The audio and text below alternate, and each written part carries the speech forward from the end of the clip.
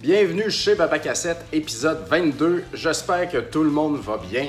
Moi, ça va quand même bien. On est lundi matin. Exceptionnellement, je fais ça lundi matin cette semaine. J'ai sauté la semaine passée. Désolé, j'ai manqué un peu de temps. Et puis là, vous voyez, on est de retour dans l'ancien décor. Parce que je le fais ici cette semaine parce que mon collègue Fred Gémus est présent à la boutique pendant un mois avant qu'il commence son nouveau travail. Et puis j'aime mieux comme être seul pour être capable d'enregistrer tranquille mes choses. Alors je fais ça avant d'aller travailler au magasin.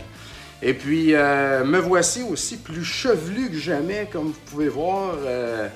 J'ai décidé de me laisser pousser les cheveux. On va voir qu'est-ce que ça donne. Lorsque j'étais au secondaire, j'avais les cheveux très longs, très longs. Ça me faisait quand même bien. Et puis là, j'ai envie de changer de look, tu sais. J'ai envie de travailler un peu sur mon look. Je mets tout le temps le même linge, j'ai tout le temps les mêmes cheveux, je capote. J'arrive à 40 ans, là, à Noël, précisément, 25 décembre, je vais avoir 40 ans. Et puis, c'est ça, j'ai le goût de revamper mon look un peu.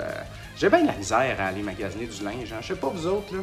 Il me semble qu'il faudrait que j'engage une styliste là, qui fait du magasinage pour moi. Je fais juste comme essayer puis tout, puis elle m'aide. J'ai besoin de ça là, parce que je peux me faire un Pinterest, regarder des looks que j'aime tout ça, mais c'est dur de trouver du temps pour aller magasiner des vêtements, je trouve. Surtout quand, moi je trouve ça dur, je sais pas où aller. Il y a des magasins partout, il y a du linge partout, c'est trop gros, je sais pas de quel côté attaquer la bête, là, tu sais. Puis j'ai pas comme une semaine à mettre là-dessus, fait que il faudrait idéalement que j'aie une place, que je règle le dossier et que ça soit fait, mais c'est pas comme ça que ça marche. Bref, c'est vraiment quelque chose qui me gosse, moi, dans la vie, de pas avoir du temps ou de pas avoir les skills qu'il faut pour travailler ça. Je suis tout le temps en t-shirt, man, ça n'a pas d'allure. Ça n'a pas d'allure. Ben, en tout cas, fait que ouais, 40 ans, je vais travailler là-dessus. Puis là aussi, je voulais aller me faire opérer les yeux pour ne plus avoir de lunettes, tu sais. Ça fait longtemps que j'ai des lunettes. Je suis pas si aveugle que ça, en fait. Je pourrais quand même vivre sans, quoique ça me fatigue la tête beaucoup. Donc, je voulais aller faire ça. Mais là, ça a l'air que mes yeux sont atteints d'une affaire qui s'appelle le kératocone, qui fait que le mou des yeux, là, tu sais, la cornée, je pense, c'est ça. Il y a un pan dans le bas. Elle est fatiguée, comme. Fait que là, j'ai comme la cornée slack. Ben, tu sais, je sais pas si c'est la cornée, là. Fuck, je suis pas docteur, hein. Puis, c'est ça. Donc, cette affaire-là, elle vient slack un peu, puis elle pend un peu par en bas, puis à cause de ça, là, ils peuvent pas rien faire, malheureusement. J'étais vraiment insatisfait, sérieux. Je veux payer pour ne plus jamais avoir de lunettes de ma vie. Je veux tellement faire ça, puis je peux pas. Donc, ça m'énerve. Donc, pour me faire du bien, pour essayer d'aller avec mon nouveau look des 40 ans, je vais m'acheter une nouvelle paire de lunettes aussi. Je suis dû. Et puis, de quoi de nice. Quoi que j'ai envie d'essayer, il y a comme un racket des lunettes, hein, puis j'ai envie de briser ça, moi, avec, en achetant des montures pas chères sur Internet. Après tout, les montures, on s'en sac. Tu les payes pas cher, tu changes ça souvent, puis t'es heureux. Il doit y avoir un moyen là, d'avoir ça à bon prix. Bref, je vais me pencher là-dessus. On est bientôt en 2020. Alors, le racket des lunettes, ça sera chose du passé. Voilà, ça a été dit. Je vais prendre un peu de café pour me calmer. Donc, ouais, mis à part ces affaires physiques-là, j'ai été assez tranquille ces temps-ci. Donc, on va commencer le spectacle en vous montrant les petites choses qui s'ajoutent à ma collection, comme d'habitude. Et puis, là, j'ai de quoi être cool. Ça fait longtemps que je voulais ça. Il s'agit de Ivy de Kiwi pour la Nintendo Wii. Donc, mon ensemble Wii grandit encore. J'avais déjà la version DS ici, comme vous voyez. Maintenant, je suis full set Ivy de Kiwi. Pas de niaisage, hostie. Et puis, ça, c'est un très cool jeu où est-ce que tu as un petit kiwi qui avance tout seul dans l'écran. Puis avec ta Wiimote ou sur DS avec ton stylet, tu traces des lianes, puis tu l'envoies. Tu sais, lui, il va marcher sur tes lianes. Dans le fond, tu peux comme le garrocher, le faire monter, descendre. Bref, tu lui traces un chemin pour qu'il se rende du point A au point B. Et ça, en ramassant des fois des choses. Hein? Ça fait longtemps que j'ai pas joué, sûrement des diamants, là, des affaires de même. Donc bref, très cool, très cool petit jeu, vraiment, qui a passé sous le radar un peu. Puis version Wii comme ça, moi je le voulais, mais il est comme, c'est cher, là, genre 60$, quelque chose comme ça, mais je voulais pas payer 60$ pour un jeu Wii de même, qu'à un moment donné, il va me tomber dans les mains, puis tu sais, je voulais pas payer la totale pour ça. Or, je discutais avec Bobby du groupe canadien CDN, dont je vous parlais dans le dernier épisode. J'ai vu qu'il y en avait un, il en avait reçu un dans un de ses lots. Et puis, j'ai dit, check, ça m'intéresse. Je sais qu'il y en a un sealed aussi, mais il n'est pas question que je paye pour du sealed. De toute façon, je veux jouer. Fait que là, il me propose un prix. Puis là, je suis comme, ouais, il me semble que c'est élevé pas mal. Je vais voir sur eBay. Là, je voyais, il me proposait genre 60. Puis là, je vais sur eBay, puis je vois un listing de Ivy de Kiwi, SNK, arcade classique, et puis un autre jeu de chasse de merde. Donc, je monte ça à Bobby, je dis, tu sais, je pourrais l'acheter direct là, à 50$ avec ces deux autres jeux-là. Là, je suis comme, hey, je vais l'acheter. Je suis comme tombé sur ce listing-là en faisant une recherche pour montrer à Bobby qu'il était un peu trop cher. Puis finalement, c'était un petit bon deal parce que le SNK, de l'arcade de SNK, ça vaut une vingtaine de piastres à peu près. Puis le jeu de chasse, ça vaut rien. Mais tu sais, en revendant le jeu de chasse, en revendant le jeu d'arcade SNK, 20$, mettons, ben mon Ivy de Kiwi il va juste m'avoir coûté 30$. Donc c'est un excellent deal. Puis ça, là, mes beaux amis, ça me rend très heureux. Très heureux. Donc, Ivy de Kiwi qui s'ajoute là. Ma liste là, de Wanted sur Wii commence à descendre. Quoique Metal Jesus, il n'arrête pas de faire des vidéos de Hidden Gem de Wii, donc il regrossit tout le temps. Mais il faut faire attention avec Metal Jesus. Hein. Il y a le Hidden Gem facile, comme on dit. Là. C'est pas toujours bon, ces affaires. Ah. Donc, pour continuer, les plus rapides d'entre vous auront remarqué qu'on a acheté dernièrement chez Retro Montréal une très grosse collection de Super Nintendo et Game Boy Advance et un peu de GameCube. Le Game Boy Advance tout complet en boîte avec des gros jeux, dont Ninja 5-0 complet en boîte, coin très coupant, qui vaut 800 qu'on l'a affiché, puis on l'a vendu ce matin. Et puis Pokin' Rocky and Becky, qui est la suite de Pokin' Rocky 2, dans le fond, I guess. Très peu commun. Un jeu à 600$, on l'a vendu la journée même. Vraiment du gros calibre de Game Boy Advance. Et puis dans le Super Nintendo, plein de jeux en boîte. Et puis tout ce qu'il y a de hot là, Dracula X, tout ça, Earthbound, bref, toutes ces affaires-là. Donc, très cool. C'est un ami à nous, en fait, qui a décidé de se départir de ça. Et puis, ça me fait de la peine dans un sens. J'étais très surpris que c'est quelqu'un que j'aime beaucoup et puis avec qui j'ai beaucoup de plaisir à collectionner, dans le fond, puis à jaser tout ça. Puis qui se débarrasse de son Super NES de même. Je suis comme, ah, t'es sûr, man, tu veux faire ça? Tu sais, il me semble que ça fait mal, tu sais. Ça me fait de la peine. Là, ça fait deux de mes amis qui se débarrassent débarrasser, c'est un grand mot, là. Qui décident de prendre la décision de couper des grosses branches de leur collection comme ça. C'est ça, si les gens arrêtent de collectionner, on ne pourra plus jaser de collection, ça va être plate. Hein? Mais en tout cas, il y en a bien d'autres qui collectionnent encore, et puis tant mieux, mais j'étais un peu triste que mon ami décide de vendre son Super Nintendo. Mais bon, en tout cas, au moins j'ai gardé deux affaires dans tous ces jeux. Super Adventure Island 2, qui est vraiment plus RPG celui-là, à ce qu'on m'a dit, beaucoup de choses à engranger là-dedans, et puis je n'ai jamais été si tant un fan de la série Adventure Island, mais ça c'est quand même un jeu qui paraît qui est vraiment excellent, comparé au 1 qui est assez brisé, et puis ça fait beau dans la collection, on a décidé de garder ça, et puis ça c'est intéressant, Strike Gunner, qui est un shmup. J'y ai joué à celui-là quand même sur ma flashcard avant, et puis c'était le gameplay il est super bon, et puis tu as beaucoup d'armes au début à travers parmi lesquelles tu peux choisir pour faire ta mission, genre une vingtaine là, tu sais. Ils font, ben ça, c'est genre l'attaque spéciale, là, quand tu payes sur B. Et puis, ça, c'était intéressant. Par contre, les niveaux que j'ai faits sont très, très répétitifs, là. C'est quasiment juste un carré vide avec des ennemis, tu sais. C'est un petit peu ça qui est plate. Et très dommage, parce que le gameplay, il est fluide, tu sais. Tout est bon, ça me rappelle Aero Fighters, puis Dieu sait qu'au Super NES, les shmups sont pas toujours parfaits, là, tu sais, au niveau du gameplay, mais celui-là, il est rapide, il est très arcadesque. Mais quand même, c'est un petit peu ennuyeux là, au niveau du background, mais bon, c'est pas grave. C'est une belle pièce que je voulais avoir. Quarantaine de dollars. Adventure Island, ça, je pense que c'est plus dans les 70, il me semble. Donc encore du Super NES qui s'ajoute à ma collection. J'ai tellement hâte d'avoir fini le sous-sol en bas et de réétaler mes jeux Super NES devant moi, rien que pour voir un peu plus là, qu'est-ce que je fais. Là, je fais juste comme les mettre dans une boîte. J'ai pas le vrai feeling, là, tu sais. Donc, voilà. Chez Rétro Montréal, notre employé Philippe Turcotte, d'ailleurs, qu'on a recruté du EB Games Place Versailles. Il y en a peut-être qui le connaissent. Dans le fond, ça faisait 10 ans qu'il travaillait là.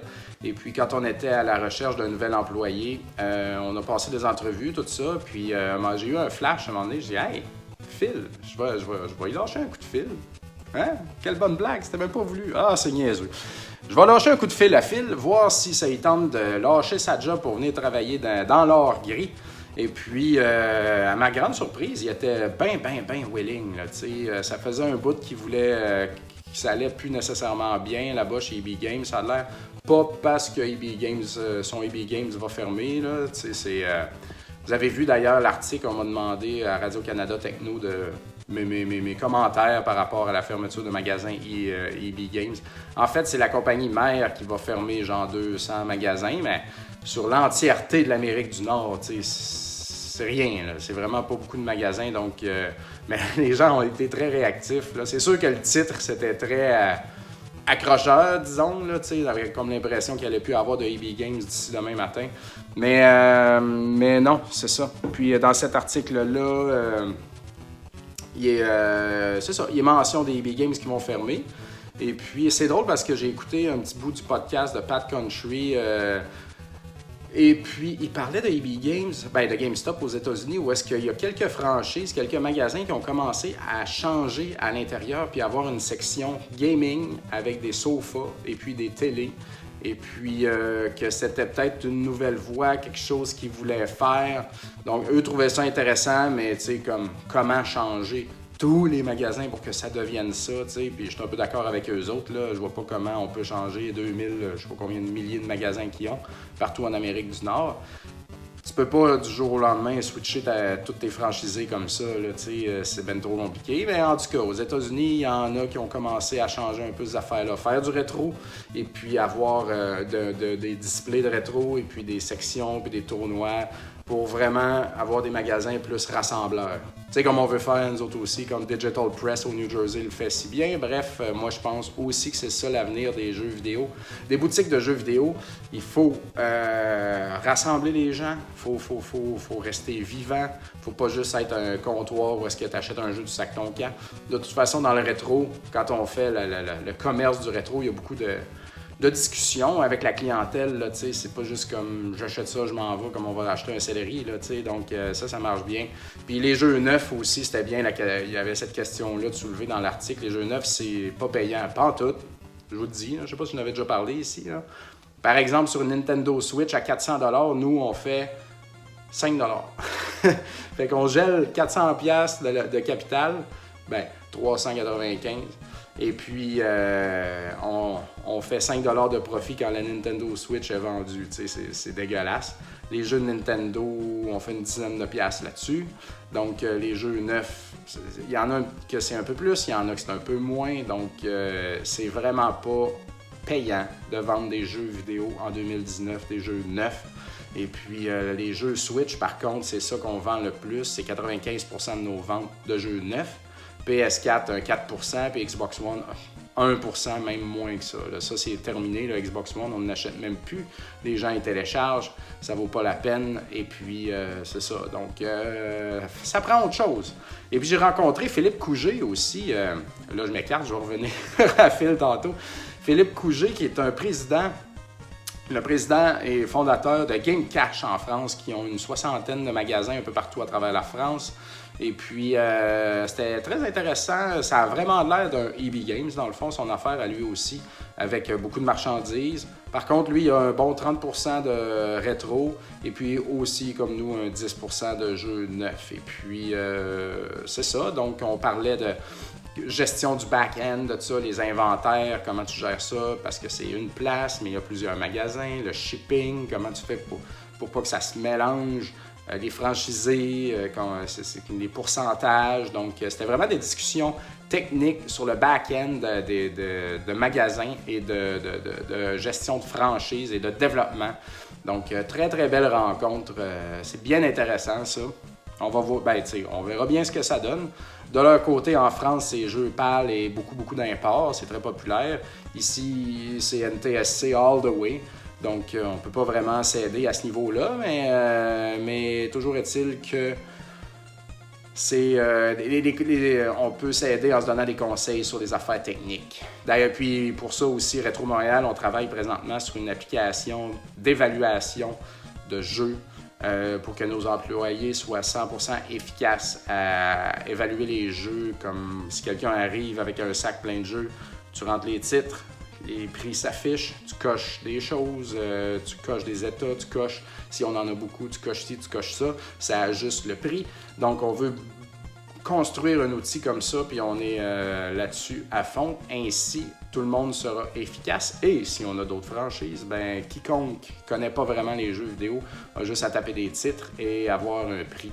Puis d'ailleurs, on pourra peut-être rendre ça aussi public sur notre site web si les gens, au lieu qu'ils nous écrivent pour avoir une évaluation, les gens rentrent leur jeu puis ils vont savoir combien est-ce qu'on donnerait pour. C'est important, ça, des affaires de même pour nous enlever une quantité de gestion de communication pour qu'on soit créatif sur autre chose. Donc, au lieu de faire des concours puis des cochonneries comme ça à longueur d'année, ben on développe des outils de même, puis je pense que c'est une meilleure chose. C'est un meilleur investissement.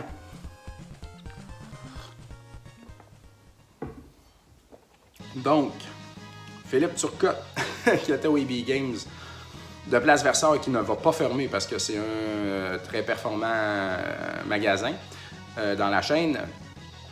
C'est ça, donc il est rendu chez nous et puis très heureux, ça va super bien. Et puis il nous amène plein d'affaires qu'il ne veut plus nécessairement chez eux, puis il a l'air d'avoir beaucoup de stock, puis il savait que j'aime le ColecoVision. Donc il m'a amené ce Double Ender de Sir Lancelot et Robin Hood. Robin des Bois et Sir Lancelot. Les Double Ender de ColecoVision de Xonox, là, vous avez sûrement déjà vu ça pour Atari 2600. J'en avais déjà un complet en boîte. Non, j'en ai un au Coleco. J'ai Chuck Norris puis Artillerie Duel, là, sûrement. Et puis, j'en ai plusieurs à l'Atari 2600, quoi qu'il m'en manque 3 pour avoir toute la liste. Mais c'est toujours le fun. Donc, tu rentres, il y a 2 jeux sur une seule cartouche, comme vous pouvez voir. La cartouche a 2 bouts. Tu rentres ça, c'est Lancelot d'un bord, Robin des Bois de l'autre bord. Donc, très, très cool item. Merci, Phil. C'est très apprécié. Des petits jeux Game Boy qui s'ajoutent à ma collection de jeux. Robocop 2, rien de spécial là. C'est quelqu'un qui est venu nous vendre des jeux en magasin. Je ne l'avais pas, je l'ai gardé. Et puis Atomic Punk que j'ai acheté sur Facebook d'un gars à qui j'achète des jeux quand même de temps en temps. Maintenant, il sort tout le temps des petites pépites. Et puis, c'est à lui que j'ai acheté plusieurs jeux Game Boy, les jeux Saturn que j'ai déjà parlé dans des épisodes précédents. Bref, Atomic Punk est un jeu qui vaut une vingtaine de dollars. Je ne savais pas, je me suis vraiment trompé là-dessus. Je pensais que c'était un platformer quelconque. C'est carrément Bomberman, là. C'est vraiment Bomberman, mais rebrandé. C'est Hudson Soft aussi, donc bref. Hey, c'est flou, hein? J'essaie de montrer l'étiquette, mais c'est flou. En tout cas, puis ouais, donc c'est Bomberman, ça, les amis. Et puis, j'aime pas vraiment ça, moi, la franchise Bomberman, malheureusement. Je sais pas pourquoi, là, j'ai jamais vraiment accroché. Puis jouer en gang dans Bomberman, je sais que c'est la folie, puis tout. Mais moi, je suis pas bon, tu sais, je me fais tout le temps tuer immédiatement, là. Je sais pas pourquoi, c'est le chaos, puis moi, j'aime pas ça, le chaos, alors ça, voilà. Donc, c'est Bomberman. Ça vaut une vingtaine de piastres. Quand même content de l'avoir. C'est dans les jeux moins communs. Là, présentement... Ah non, ça, je vais en parler tantôt. Excusez-moi, pardon. Dernière chose.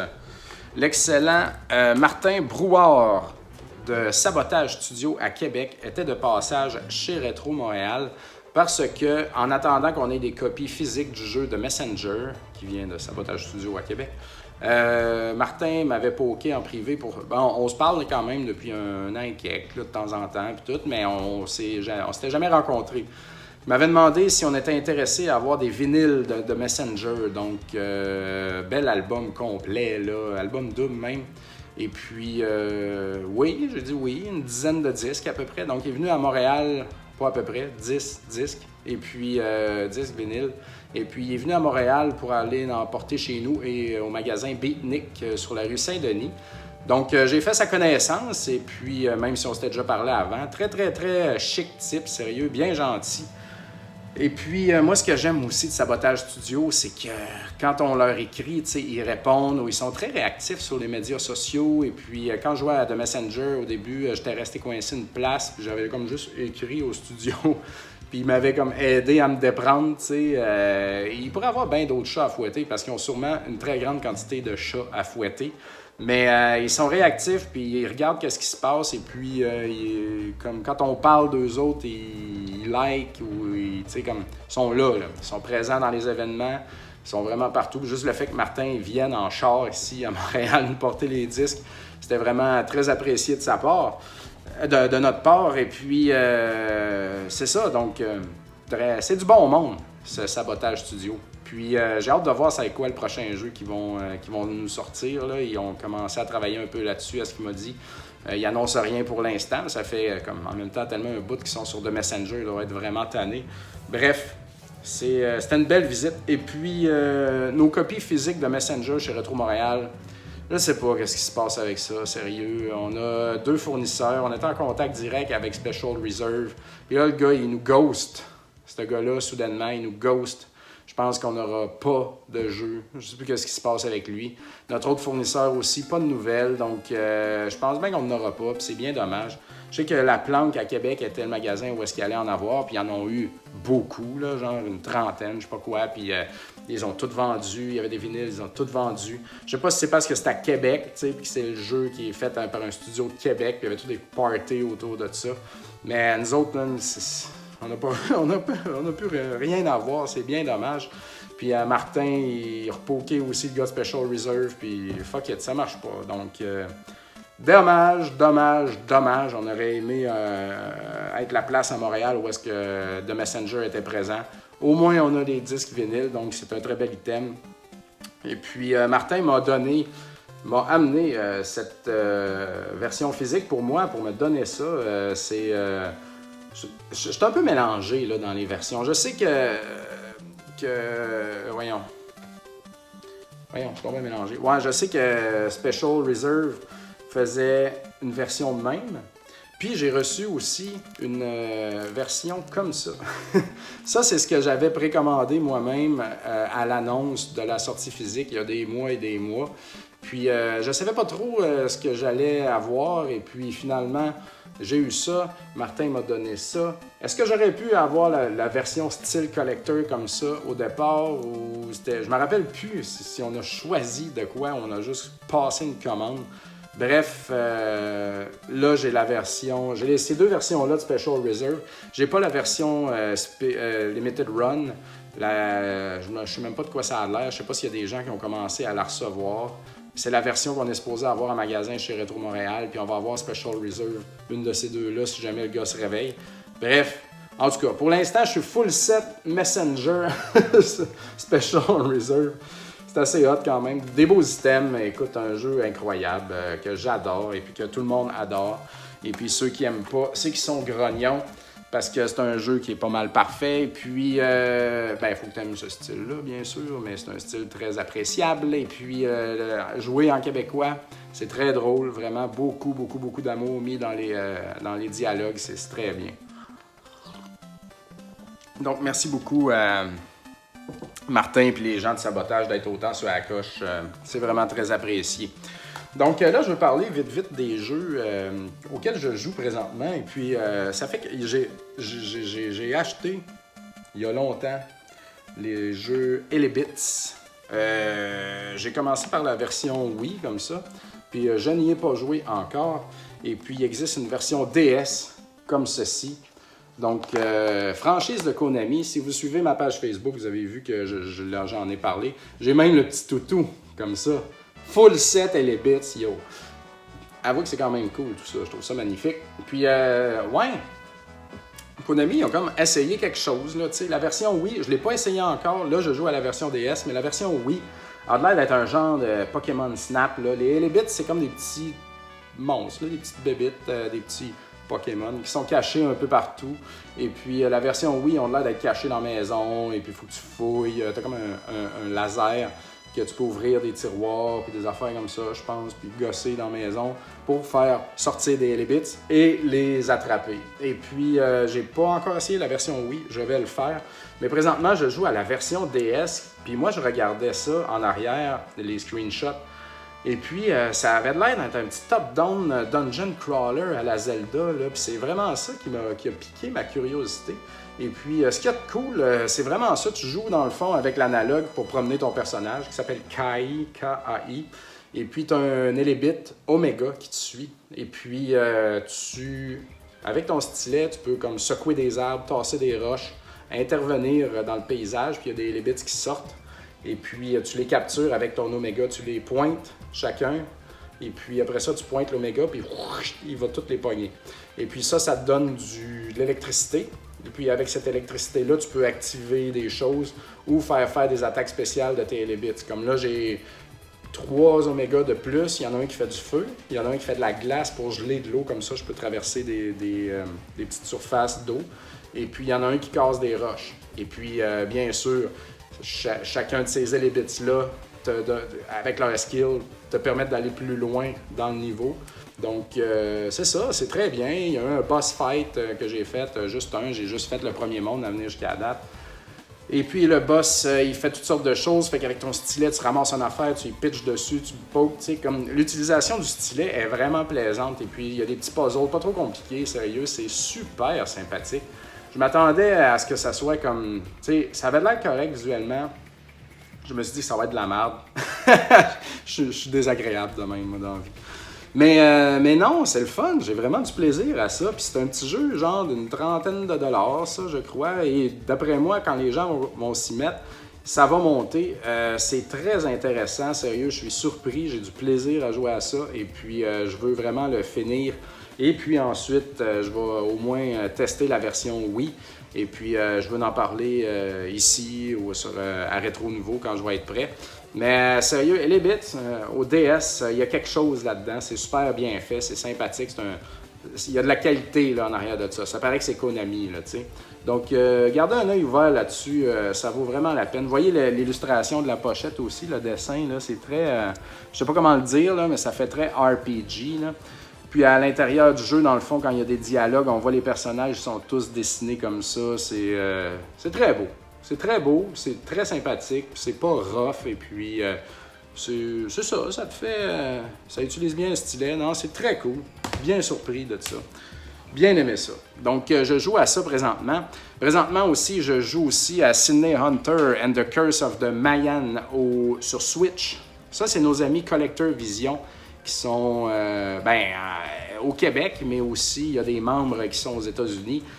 Bref, Collector Vision font des Sydney Hunter depuis un bout, et puis ils font plein d'autres petits jeux, là. Ils se tiennent beaucoup dans le pré-NES, dans le fond, dans leur style. Et puis ils travaillent aussi, présentement, j'en ai déjà parlé, sur la Coleco... ça va s'appeler la Collector Vision Phoenix, je crois, parce qu'ils n'ont pas les droits sûrement de Coleco, mais ça va être un Coleco carrément. HD, branché HDMI, comme full high-res, parfait, où est-ce que tu vas pouvoir jouer à tes jeux de Coleco dans ta grosse TV. Et puis manette, tout ça va être à jour, donc ça va être vraiment l'ultime machine ColecoVision pour jouer au Coleco. J'ai vraiment hâte de voir ça. Donc ça fait longtemps qu'ils existent, nos amis Collector Vision. Et puis, à chaque fois qu'ils font un nouveau jeu, souvent, JF Dupuis, Jean-François Dupuis m'en envoie une copie. Donc, j'avais joué à la version Intellivision de Sydney Hunter, que j'avais bien aimé. Il m'avait envoyé aussi version Super Nintendo. Là, les titres des jeux, c'est Sydney Hunter à chaque fois, mais et quelque chose, ça change. Bref, je me souviens plus des noms. Au Super Nintendo, c'était bien. Manquait, personnellement, je trouve, un petit peu de polish, mais quand même, c'était bon. Et puis, c'est très Pitfall, hein, ça, là, en passant. C'est comme Pitfall 2, là. C'est très apparenté à ça. Indiana Jones avec un fouet qui explore des souterrains puis des temples mayas. Et puis, je dois dire que la version Switch, ils ont vraiment donné une go, sérieux. C'est très bien fait. Au début, je rushais un petit peu avec les contrôles parce que c'est comme lent, tu sais, un peu. Moi, je joue présentement à Hollow Knight aussi, que j'adore. Et puis là, de passer de Hollow Knight où est-ce que c'est snappy, rapide, cling, clang, cling, poum, poum. Là, je joue à Sin Hunter, il a fallu que je ralentisse mon pace, tu sais, parce que c'est pas un jeu fait de même. C'est vraiment comme sauter tranquillement. Quand tu te penches, ça va lentement. Donc, faut se réhabituer à ça. Puis au début, ça m'a fait rusher. Puis j'aimais pas ça. Et puis j'ai continué à jouer. Puis là, maintenant, j'ai fait 5 temples sur 13. Ça dit qu'il y en a 13, en tout cas dans la description. Et puis là, je suis dedans. Là, ça fonctionne. Ce qui est de le fun, c'était un bon upgrade par rapport aux autres versions, aux autres jeux Sydney Hunter. Où est-ce que tu as plusieurs armes cette fois-là, pas juste ton fouet. Tu as des armes, tu as des power-up d'armes. Tu as des items aussi que tu ramasses de la life, des bombes, des affaires comme ça. Il doit y avoir autre chose plus loin. Des skills, des nouveaux skills comme de pouvoir respirer sous l'eau, de pouvoir avoir un fouet de feu à la Castlevania. Ça, j'ai trouvé ça vraiment nice. Et puis, dans le fond, toutes des affaires qui unlock d'autres affaires pour retourner plus loin. T'sais, le temple, c'est très... T'es dans un grand temple et puis t'as plusieurs portes. Et puis pour avoir accès, mettons, au prochain niveau, il faut que tu ramasses des skulls, des genres de têtes de mort bleues. Et puis, mettons, quand t'en as 20, OK, tu peux ouvrir la porte, il y en a 20. Quand t'en as 30, puis ces skulls-là sont répartis un peu partout à travers tous les niveaux, cachés dans les murs et tout. Donc, il faut que tu en ramasses le plus possible pour pouvoir accéder au niveau suivant. Et puis, tu choisis ton niveau tout comme tu choisis ton niveau à Megaman. Et puis, les boss sont très Megaman-esque aussi. Ils ont tous des skills différents, mais tu sais, quand ça commence, la life, elle monte, puis tout, c'est très calqué Megaman. Ben, c'est un hommage Megaman. Et puis, je trouvais ça nice. Par contre, il y a des boss qui sont quand même durs parce que nous, on n'est pas rapide, puis il y a des boss très rapides, donc c'est du pattern. Il y a des fois aussi, on tombe dans le vide, comme vers un niveau suivant ou vers autre chose. Et puis ça, c'est calqué sur à Link, Adventure of Link au NES. Quand on tombe dans un trou, ça... Puis le background bleu là, qui shift comme ça, il y a un petit clin d'œil de ça encore. Donc, très, très sympathique petit clin d'œil de jeu NES là-dedans. Et puis, c'est ça, non, je suis vraiment plus dedans. La musique est bonne aussi. Je sais pas c'est qui l'a fait, mais ça m'a vraiment surpris. C'est chiptune dans un peu, là, tu sais, il y a des musiques slow, des musiques rapides. Ça marche, c'est un bon package. Le jeu est 25$ sur le eShop et puis ça vaut bien la peine. Moi, je trouve que c'est un bon package.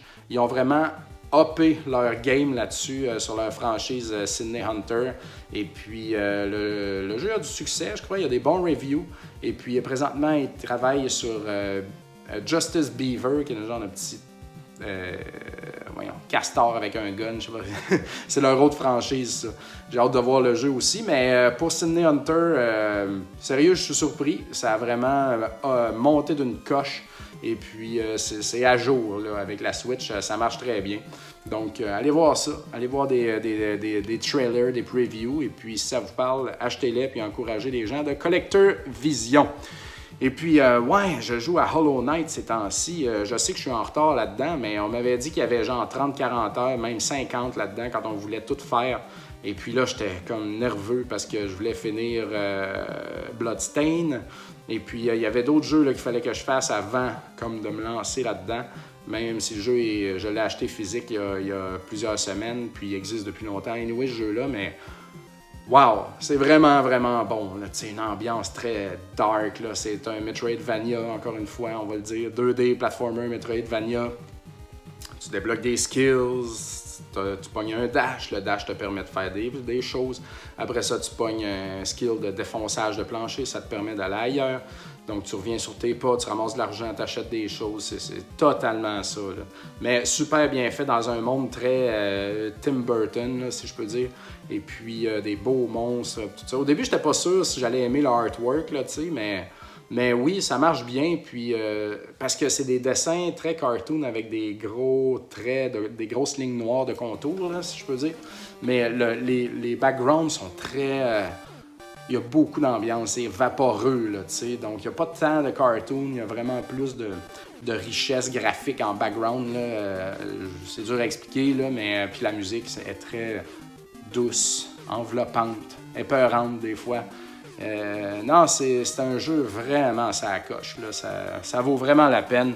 J'ai beaucoup de fun à jouer à ça, là. J'ai fait 12 heures à peu près. Et puis, je vais continuer. Je vais essayer d'en parler une fois que je vais l'avoir fini. Je ne veux pas comme en parler en plein milieu. Je prends mon temps avec ça, mais c'est mon petit go-to jeu, là, comme j'embarque dedans puis je continue ma quest. Et puis, quand tu réussis finalement à trouver où est-ce qu'il fallait que tu ailles, là, t'es comme « Oh! Il faut que je continue, là. Je sais où aller à cette heure, là. » Tu sais, c'est ce feeling-là de Metroidvania. C'est très plaisant. Donc, voilà les jeux auxquels je joue présentement. Et puis, on va finir ça bientôt parce qu'il faut que j'aille travailler. Mais je voulais parler d'un événement le fun qui va avoir jeudi cette semaine, le 19 septembre, chez Avant-Garde Microbrasseur. Ceux qui suivent mes affaires depuis un bout savent que je suis aussi amateur de bière de microbrasserie. Et puis, il y a plus d'1 an certainement, là, je ne me rappelle pas ça fait combien de temps, j'ai créé un groupe avec Éric Hébert, un groupe qui s'appelle le Club Vidéo Blond. Parce que nous, avant, on aimait ça faire des photos de gaming avec les bières qu'on allait boire ce soir-là. « Hey, voilà mon jeu, voilà ma bière, c'est ma soirée, yeah, on est cool, on a du plaisir. » Et puis, on partageait ça sur un très gros groupe Facebook de bière de micro qui s'appelle Capsule Bière. Et puis, ce groupe-là, il est vraiment comme rendu très gros, là, puis c'est plus le fun d'aller là-dessus, vraiment. C'est juste du monde qui s'obstine, là, c'est Internet. Donc, on a arrêté de mettre ces photos-là sur ce groupe-là parce que c'était plus le fun. Et puis, on s'est fait notre propre groupe, donc le Club Vidéo Houblon, comme Club Vidéo, mais de houblon. Ça, c'était un peu dans mon désir aussi, quand on a pensé à ça, de vouloir ouvrir un magasin de jeux vidéo puis de bière, là, tu sais, mais bon, finalement, on a acheté un triplex à la place, puis mes projets sont allés ailleurs, mais j'y pense encore, puis ça sera peut-être le prochain projet, là, d'avoir de la bière de micro avec du gaming, tu sais, j'ai besoin d'un 3e projet, là. Pas tout de suite, mais bientôt. Et puis, peut-être ça sera le Club Vidéo Blond, qui sait, mais on a juste comme quand même créé le groupe juste pour le plaisir, en attendant, si jamais ça devient de quoi, on aura déjà une bonne base. Et puis... c'est ça, donc les gens ils font juste comme poser leur bière, poser leur jeu, puis on en jase, et puis c'est bien le fun, allez voir ça, ajoutez-vous au groupe. J'admets tout le monde en tant qu'admin, moi je filtre rien. À date, il n'y a personne qui a été comme une tête de pu, puis tout le monde est bien gentil, puis c'est bien correct. Donc, puis pas obligé d'être un spécialiste de bière, pas obligé d'être un spécialiste de jeu, tu peux juste comme montrer une Laurentide avec Super Mario Bros, puis ça va être parfait. Donc, on fait ce qu'on veut. Et puis, c'est ça, on se fait un premier meeting du Club Vidéo Blond ce jeudi 19 septembre chez Avant-Garde Microbrasseur. Eux, là-bas, je sais qu'ils ont des stations de jeux sur roulette, donc comme des TV sur un rack, là, comme quand on était à la petite école. Et puis, il y a des consoles, donc on va juste comme rouler ça à l'extérieur du bureau et puis se brancher dans un coin. Puis, il y a North Star Pinball, le bar de pinball à Montréal qui met des pinballs un peu partout maintenant. Vous les avez peut-être vus chez Evenco, dans des festivals de même. Ben, ils en ont mis aussi chez Avant-Garde. Donc, on va jouer au pinball, on va jouer à des jeux vidéo, puis on va boire l'excellente bière de Avant-Garde. Donc, ça, c'est aussi simple que ça. Et puis, j'invite tout le monde que ça leur tente de venir faire un tour. Nous autres, on va être là vers 7h à peu près. Ça, c'est dans l'est, un peu dans l'est de Montréal, dans le fond. Métro Assomption. On oublie souvent ce métro-là parce qu'il est comme entre Sherbrooke et entre Hochelaga, là, mais dans une zone un peu morte, perpendiculaire à ces rues-là, en plein milieu. Mais c'est juste à côté. Fait que c'est super simple. T'es en Boisson, t'es à côté du métro. C'est parfait comme ça. Sinon, ils ont un très grand stationnement parce que eux autres, ils sont dans l'immeuble de karting puis de bingo là, dans l'Est, là, coin Dixon et puis Hochelaga. Gros immeuble. Et puis, ils ont pris le bingo, puis là, ils ont installé des cuves, puis là, ils font leur affaire avant-garde. Et puis, dans cet immeuble-là aussi, dans le fond, il y a Glutenberg. Je sais pas si vous connaissez la bière sans gluten, Glutenberg. C'est gigantesque, cette entreprise-là. Et puis, eux, ils ont fondé Hochelag dans cet immeuble-là, c'est là-dedans. Et puis, Hochelag est un brasseur qui ont leur bière, mais qui font aussi du brassage à contrat.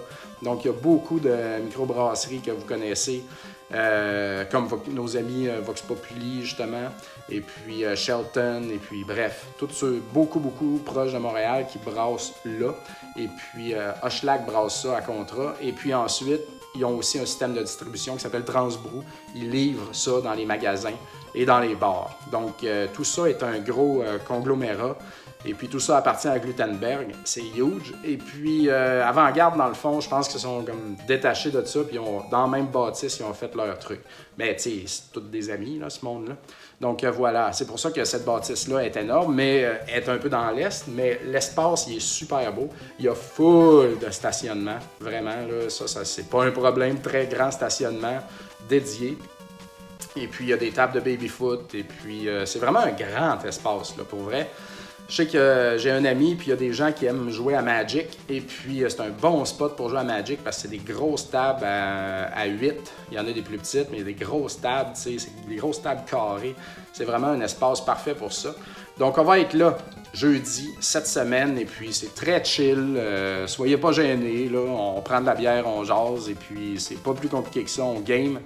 Et voilà, un petit get-together, là, le premier pour le club Vidéo Houblon.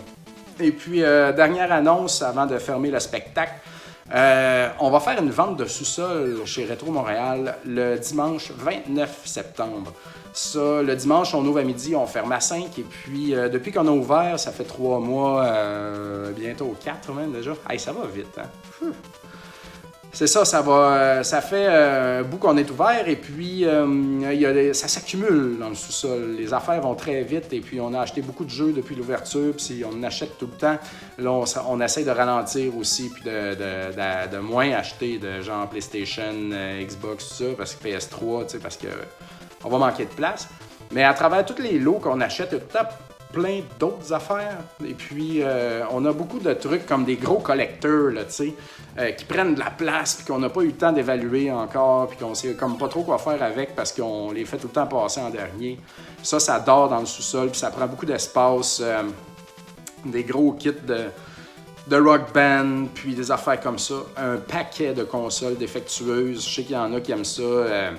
Jouer là-dedans puis essayer de les réparer et tout. On a plein de boîtes vides, des belles boîtes, là, genre Mario Party 3, des belles boîtes de Super NES, Super Punch-Out.